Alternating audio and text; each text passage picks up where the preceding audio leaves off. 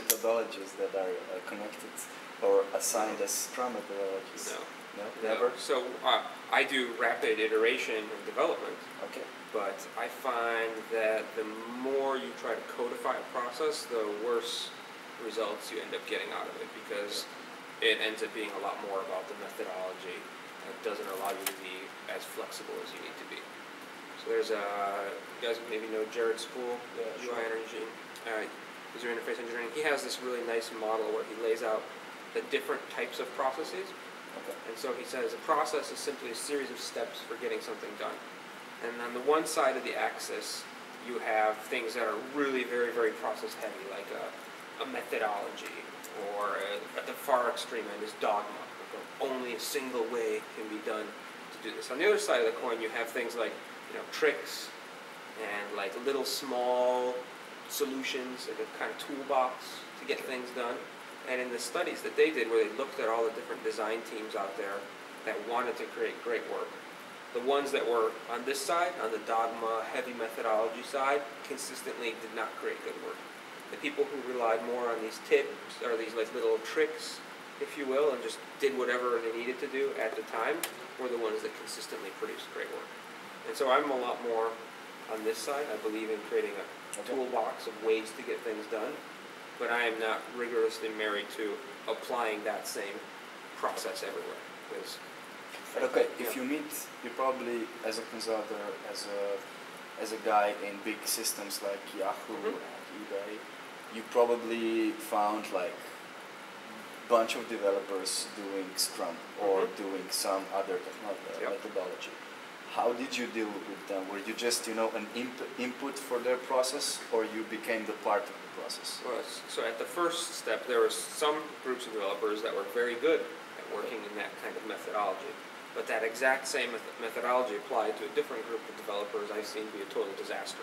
Okay. So that's kind of like the first, going back to my previous point, one methodology does not work for everybody. And when I work with a team, I try and work in the way that we can work best together. And I don't really care what that process is or how it works. The complaints I hear a lot about from designers around Scrum is that it's very hard to do upfront thinking and really keep things holistic, because you're constantly in build mode. And what I think you can do there is just become part of that constant build mode. So within my startup, we launched code every single day, but I wrote the HTML, CSS part of that code. And so our process was, we would think we have something we needed to do feature-wise. We'd talk about it for a while, kind of casually, and at some point, I would write down what we were going to do. And it was a couple simple bullet points, whatever, but it was based off these conversations we've been having for a long time. So nothing was just handed to anybody. It was always a formalization of the collaborative thinking we had done on something. And when I wrote that down, then my technology co-founder, my partner here on the engineering side, would start building out the backend component of that via like a command line interface. And I would start trying to render that visually in markup. And he kind of went down that track, I went down that track, and then we merged it together to our sort of middle layer code, if you will. We put it out there, see how it works, observe it, change it, iterate it, and kind of go on from there. So it was very much a quote-unquote Scrum-like process, but there was no formalized methodology or anything on that. And I think that allowed us to be very, very flexible and work very, very fast. We didn't have something that locked us in. The other key point I'll make here, because this is fascinating to me, is most of the times when you have a to-do list, it really quickly gets expired.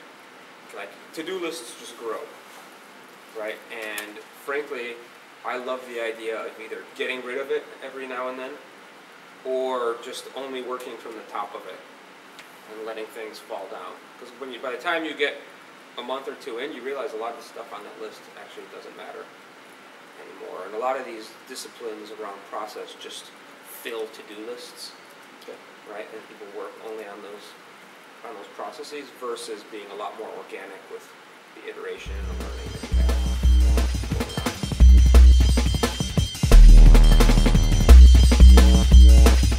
Yeah, that's a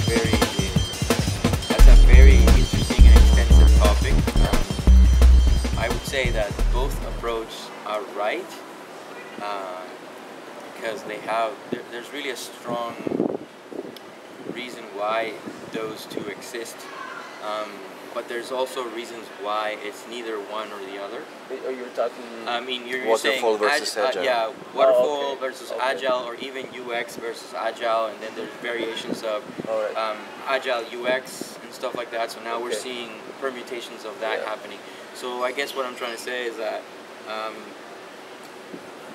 I can see the rationale between both sort of like mindsets, and I wouldn't say that one is right or the other one is wrong. I think it really depends on the context of where you are, what problems you're trying to solve, and also what is the team that you have around yourself to basically approach these things. And I'll give you an example. If you have a team which is largely defined by developers, and all these developers do have experience around agile, they believe by experience, by doing agile in the past, that the only way to sort of like solve the problem is by building stuff, and as they're building, they're solving it, right? If you look at the traditional waterfall, something needs to be defined first before we go and build it. And if you look at, you could say, a traditional UX, we need to understand it and then go and build it, right? So all those angles, they have a certain element that is actually valid, right? But it actually depends on how your team approaches this, right? There are folks who actually prefer, as a team, to basically understand the problem very well first and then move forward and do it, and then start doing agile. There are teams who are like, I don't understand how we can understand the problem without building something, so we need to go and build something, right? And so it depends really on the team, and I think that's why you get to see all these different point of views, because there's just some people that learn by doing, there's other people that just want to understand the problem very well, get deep into it, and then they can start building, whether they use waterfall, whether they use agile.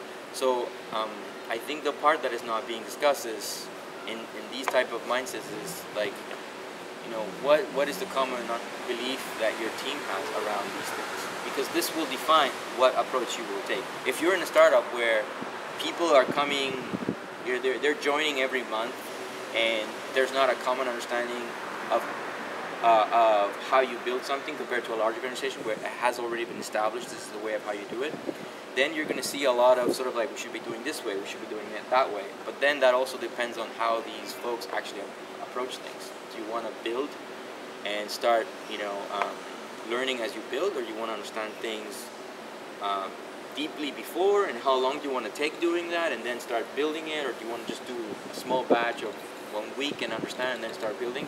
So I think these things have to be considered, because everybody is different and every environment is different, and there are some types of products that I think it would be much more difficult to I think there are some types of products that it's a little bit more difficult to develop through an agile approach. I think if it's a web consumer web product, there's a lot of flexibility there, but if you're actually developing a product where there's a hardware component in it, there are some parts that can be agile, but other ones have to be waterfall, right? If you're building a healthcare product, that's a long development cycle, and there's a lot of approval that you need to get from the government on a lot of things that need to be done, and so that is almost waterfall most of the time, right?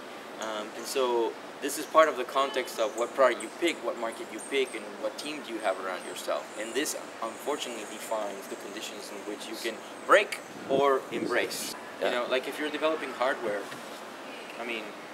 you can use agile to some extent, but hardware, you cannot iterate on hardware like, it's just... So in your startup for the last year, what was the approach that you found? So there's a combination actually, because I think hardware actually has a much more waterfall approach. Okay. And also, but then with software, the software part of the app, we're a lot more agile and much more reactive to things. Okay. And I think when we're developing something that is like an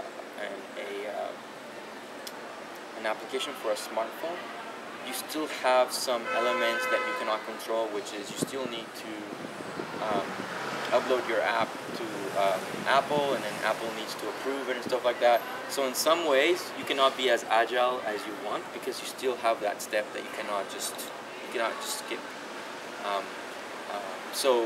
But if you're a web, product, you don't have to deal with Apple in the way of how you deal with it if you're an app. So your cycles are a little bit longer, I think, when you're developing an app. And in the case of hardware, besides the fact that hardware is mostly a waterfall approach, there's also the element that you need to develop this, you need to have this hardware ready so you can basically be able to do the QA testing by a specific time frame. So you're able to basically have this product on the retailers at a specific time, so you can get there by the times of Christmas or whatever season it is. So as you can see, you're dependent on a series of different parts of the chain that allow you to get the product to the customer, right? And so you cannot control the timing of retail. You cannot control the timing of your distributors, and so that you can have, that's also something that doesn't have the same level of agile that you could get if you're developing a web, consumer web application. So that's why I'm saying, like, I think the context of your product in your market defines really how is it that you're going to approach this.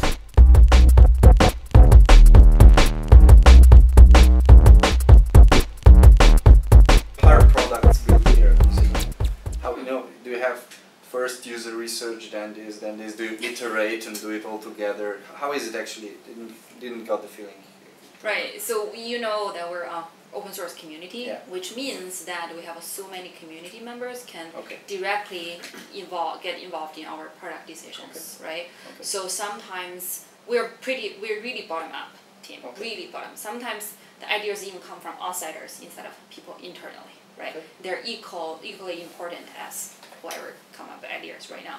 And the top whatever levels doesn't really get involved so much on detailed product decisions. Okay. So, and also because the user research team is new, we don't really have the culture about a user research first and then this second, and then have a process. Two reasons. I'm not saying I'm actually okay with that process for a certain amount of time.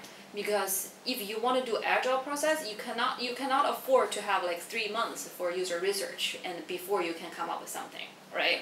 So, but it doesn't mean that it's not important to understand if you have a market fit. If you say I have a really good market fit, I can prove from this, you don't have to go with 3 months user research. But I've also seen some projects say, hey, let's just do it. Technically we can do it. Let's just do it. Then you don't have a market fit. Then it's important to know what user think, right? So it still depends on the process, but within Mozilla we don't have a systematic approach. But Okay. this is what I'm trying to push right now. You want to push the systematic approach? I'm trying to push, like, think about things with one more angle. Like not only the business angle or the mission open source angle or the technical angle, but also the angle with customers or users. I'm just pushing that culture in. It doesn't need to be like, oh, step 1 you have to do this, step 2, it doesn't have to be that rigid. As long as people, as what I'm saying You're building before, awareness. Yes, as long the UX is a way of thinking. UX is not a skill sets, right? Yeah. As long as that type of thinking is inside the organization, then my job is done. That's all I want to achieve as a lead or head of a user experience team. Great. Okay. Okay, we'll skip 2 questions about titles. More title questions? You mentioned agile. Do people here, do developers do agile? Yeah, I think so. Scrum? Or some other? I'm not sure about that Not term, sure? but Okay. pretty fast. We have Okay. people who can, just turn things in really. Okay, great. Delate Scrum. Smo delali na začetku, ja. Ko smo delali M-Matcher, smo delali Scrum, tedenske Scrume smo imeli šprinte, kar dober se je odnesel. Dokler natančno veš, kaj imaš za delati, dokler je nek backlog nafilan, pa dokler se jasno ve, kaj je produkt, je to definitivno ful dober način. Bili smo ful produktivni, v kratkem času smo veliko stvari naredili. Razvijali smo za iPhone, za Android, web, backend, API, vse je šlo usporedno naprej, push-use. Pri double recallu na začetku tako malenkost, čist tako, bi rekel, uradno se nismo nekih metod držali, ampak smo imeli neke tedenske plane, pa bolj smo mogli uvinkati, manj smo se tega držali, ker je še tedenski Scrum bil predolg obdobje. Predolg. Ja. Spaj je hitrej launčati od tedna. Okay.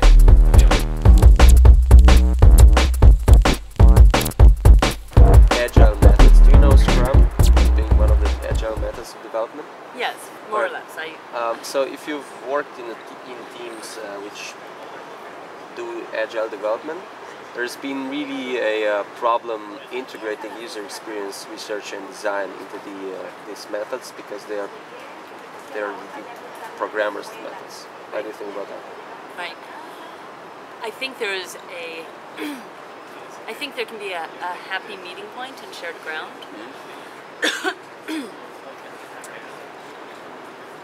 I've heard some people are experimenting with like a sprint 0 for the big thinky stuff before it moves into making things.